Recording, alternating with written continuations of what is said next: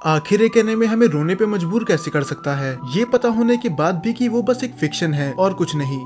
शायद इसीलिए क्योंकि हम उस मूवी से कुछ ज्यादा ही रिलेट कर पाते हैं और उसकी स्टोरीज हमें इस तरह से कनेक्ट कर देती है कि हमें फर्क ही नहीं पड़ता कि ये रियलिटी है या फैंटेसी। तो आज हम वैसे ही टॉप 10 मूवीज के बारे में बात करने वाले हैं जो आपको रोने और सोचने पे मजबूर कर देगी। नंबर 10 पे है Maquia when the promised flower blooms. Maquia एक 15 साल की ऑर्फिन लड़की है। वो यॉर्क क्लैन से बिलोंग करती है जो कि हजारों साल जीते हैं। माकिया एक ऑर्फिन थी तो उसका बस एक ही सपना था कि उसकी जिंदगी में भी कोई हो जिसे वो अपना कह सके, पर शायद जिंदगी को कुछ और ही मंजूर था क्योंकि ह्यूमंस उनके विलेज पे अटैक कर देते हैं और वो कुछ भी नहीं कर पाती सिवाय अपने गांव को जलते हुए देखने के अलावा। तो वो डिसाइड करती है कि वो अपनी जिंदगी खत्म कर लेगी क्योंकि क्या फायदा ऐसी जिंदगी का जब उसे अकेले ही रहना है। पर तभी उसे एक बच्चे की रोने की आवाज आती है जो कि अपनी माँ की लाश के बगल में रो रहा था। अब मानो माकिया को जैसे एक जीने की वजह मिल गई हो, अगर अपने लिए नहीं तो उस बच्चे के लिए ही सही। पर क्या ये एक सही डिसीजन होगा, क्योंकि वो बच्चा एक ह्यूमन है, उसे आज नहीं तो कल मरना ही है और माकिया के पास बस रह जाएंगी यादें। इस मूवी में बहुत सारे ऐसे सीन हैं जो आपको रोने पे मजबूर कर देंगे, खासकर इसकी एंडिंग।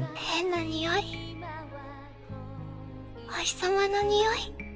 नंबर 9 पे है वेदरिंग विद यू। सोचो क्या होगा अगर आपके पास एक ऐसी पावर है जिससे आप वेदर को कंट्रोल कर सको, पर जितना आप अपनी पावर्स का यूज करेंगे आप उतना ही डिसअपियर हो जाएंगे। तो इस कहानी में होदाका अपने घर से भाग जाता है ताकि वो अपनी एक नई जिंदगी शुरू कर सके और वो मिलता है हिना से जो कि अपनी छोटी बहन के साथ अकेले रहती है क्योंकि पिछले साल ही उसकी मॉम गुजर चुकी थी। हिना के पास वेदर कंट्रोल करने की पावर थी तो वो एक बिजनेस चालू करते हैं क्योंकि जापान में कई टाइम से बारिश रुकी नहीं रही थी। पर बाद में उसे रियलाइज होता है कि हिना अपनी पावर का जितना भी यूज कर रही है वो उतना ही गायब होते जा रही है और एक पल ऐसा आएगा जब पूरी तरह से उसका नामो निशान ही मिट जाएगा। ये मूवी बस लव स्टोरी के बारे में नहीं है, यह है सैक्रिफाइस, चॉइसेस और उनके कॉन्सिक्वेंसेस के बारे में। तो होदाका आखिर हिना और पूरी दुनिया में से किसे चुनेगा, इसके लिए आपको ये मूवी देखनी होगी। और ये मकातो शिनकाई की मूवी है तो एनिमेशन और स्टोरी पे सवाल उठाने का मतलब बनता ही नहीं है। 青空よりも俺はヒナがいい天気なんて狂ったままでいいんだ。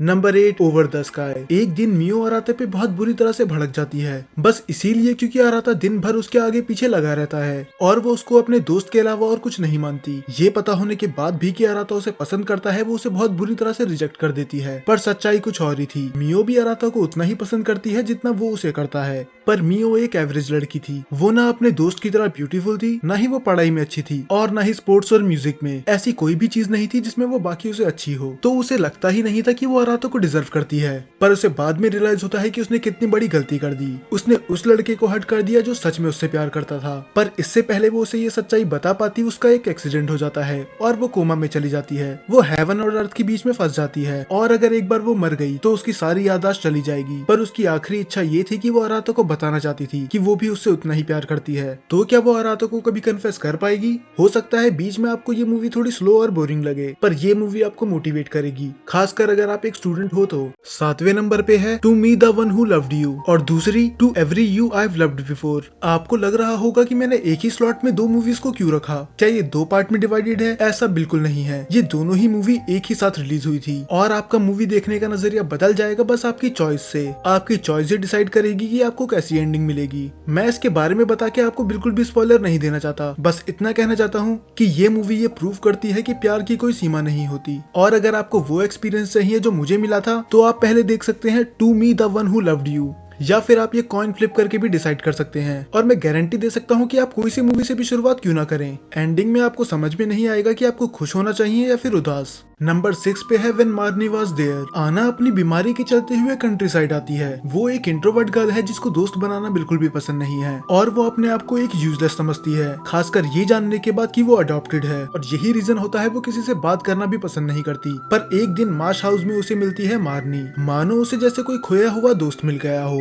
वो मार्नी के साथ अपनी सारी बातें शेयर कर सकती थी और मार्नी भी उसे बहुत अच्छे से समझती थी। मार्नी उससे हर रात को अपने माश हाउस में मिलती है, पर एक दिन वो डिसाइड करती है कि वो उसके पास दिन में जाएगी। पर उधर मार्नी का तो कोई नामो निशान ही नहीं होता। पर बाद में उसे थोड़ी रिसर्च करके पता चलता है कि उस घर में तो कोई सालों से नहीं रहा। तो आखिर मार्नी थी कौन? क्या वो कोई भूत थी या फिर कुछ और ही? अगर आप स्टूडियो जिबली के फैन है तो ये मूवी आपको जरूर देखनी चाहिए। Number 4 barefoot gain. अगर आप कमजोर दिल वाले हैं तो इस एनिमे से दूर ही रहें। ये एनिमे हिरोशिमा और नागासाकी के बॉम्बिंग के ऊपर है। गेन जो अपनी आंखों के सामने ही अपना पूरा शहर जलते हुए देखता है, मानो वो जिंदा लाशों को देख रहा है। अब गेन को लगा था वो इससे बुरा क्या ही देखेगा। वो देखता है उसकी फादर, उसकी बहन और उसका छोटा भाई तीनों ही आग में फंसे हुए होते हैं। उसका डैड उसे ऑर्डर देता है कि वो अपनी मॉम को वहाँ से लेके चली जाए। अब वो तो दो ही चीज कर सकता था, या तो वो अपनी मॉम को लेके वहाँ से चली जाए या फिर वो अपने पूरे परिवार के साथ ही वहीं खत्म हो जाए। पर वो अपनी डैड की बात मान के वहाँ से जाता है और जब उसका छोटा भाई उससे भीख मांगने लग जाता है कि वो उसे छोड़कर ना जाए, वो सीन देखना सच में बहुत ज्यादा मुश्किल था। तो आखिर गेन अपनी मॉम के साथ कैसे सरवाइव करेगा? क्या वो कभी इस ट्रॉमा से निकल भी पाएगा और आगे उसे कितनी मुश्किलों का सामना करना होगा? इसके लिए आपको ये एनिमे देखना पड़ेगा और मैं श्योर हूँ कि इसकी एंडिंग देख के आप जरूर रोएंगे।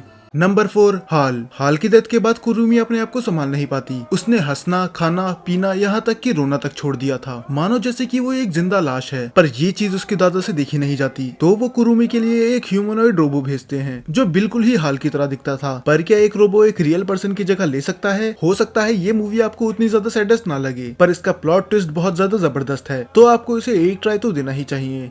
नंबर 3 सुजुमे एक 17 साल की लड़की है जो अनजाने में ही 2 रिल्म का गेट खोल देती है और अगर उसने सभी डोर सही समय पे बंद नहीं करे तो पूरा जापान ही मिट्टी में मिल जाएगा। पर ये इतना आसान नहीं होने वाला जितना लगता है, क्योंकि इसके लिए उसे फेस करना पड़ेगा अपने ही पास्ट को, जिससे वो कई समय से भाग रही थी। सुजुमे वो पहली ऐसी एनिमे मूवी थी जो मैंने थिएटर पे देखी और सच में इसकी एनिमेशन और साउंड ट्रैक दोनों ही कमाल के थे, तो आपको भी ये मूवी जरूर देखनी चाहिए। और एक और चीज, मकोतो शिनकाई का एक पैटर्न है कि वो हर 3 साल बाद एक मूवी लाते हैं, तो अगर 2025 में उनकी फिर से कोई मूवी आती है तो मैं तो वो जरूर देखने जाने वाला हूँ और वो फ्यूचर मूवी में आपको भी सजेस्ट कर रहा हूँ।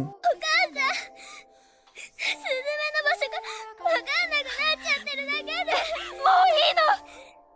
Number 2 the tale of princess Kaguya. और मैं गारंटी दे सकता हूँ कि इसकी कहानी तो आपने सुनी ही होगी अगर आप डोरेमोन के फैन हैं। एक दिन एक बूढ़े आदमी को ग्लोइंग बैम्बू स्टिक में एक लड़की मिलती है, पर वो कोई नॉर्मल लड़की नहीं थी और उसकी उम्र भी बाकी लोगों से ज्यादा तेज बढ़ती है। और डोरेमोन में कई बार इस कहानी का मेंशन किया गया है, यहाँ तक कि इसके ऊपर कई डेडिकेटेड एपिसोड भी हैं जिसमें हमें ये दिखाया गया था कि शिजुका ही वो प्रिंसेस है। तो आप में से कई लोग सोच रहे होंगे कि इसकी कहानी अगर हमें पता ही है तो हम ये देखें क्यों? अगर आपको ऐसा लगता है तो आप बिल्कुल ही गलत हैं, क्योंकि डोरेमोन में बस एक सिंपल कहानी दिखाई गई थी, पर ये मूवी आपको फील करा देगी कि कागुया को कैसा फील हुआ था और शायद इसका क्लाइमैक्स आपको रोने पे मजबूर कर दे।